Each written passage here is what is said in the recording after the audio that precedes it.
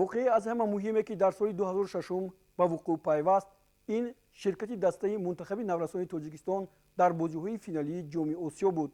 Дастаи мунтахаби наврасони Тоҷикистон тавонист ки дар қатори се дастаи беҳтарини Осиё ба бозиҳои финалии Ҷоми ҷаҳон рохат гирад.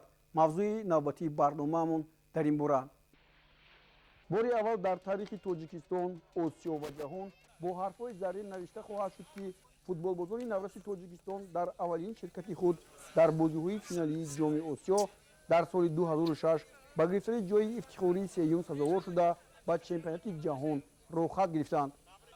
барои пешвози қаҳрамонҳо, роҳбарони кумитаи варзиш, федератсияи футбол, падару модарон, футболбозони наврасе ки аз дастоварди ҳаммаслаконашон шоду масрур буданд, бо гулу гулчанбарҳо ҳозир шуданд. ҳама бо қаноатмандии бепоён ба бозингарони чун ситора дурахшида таҳсину офарин мегуфтанд.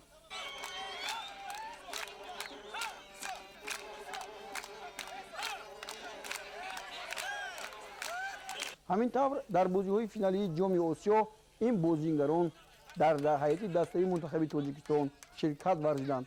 дарвозабонҳо Миралӣ Муродов ва Фаррух Бердиев, муҳофизатгарон Эраҷ Раҷабов, Ромиз Баҳриддинов, Фарҳод Восиев, Исомиддин Қурбонов, Фурух Қодиров ва Шероз Абдуллоев, нимҳимоятгарон Фаҳтулло Фатҳуллоев, Бузургмеҳр Юсупов, Самад Шоҳзуҳуров, Музаффар Фузайлов, Қурбоналӣ Собиров, Умедҷон Шарифов, ҳамлагарон Давронҷон Тухтасунов, Фарҳод Тоҳиров, Абдуқаюм Қарабоев, Фирдавс Ғафуров ва Фурқат Мирҳайдаров, мураббиён Салоҳиддин Ғафуров ва Носир Ҳамидов, духтурони даста Фаррух Авезов ва Ҳотам Тоҳиров, менеҷери даста Султон Қосимов, мутарҷим Давлатманд Исломов ва сармураббии даста Полот Қодиров.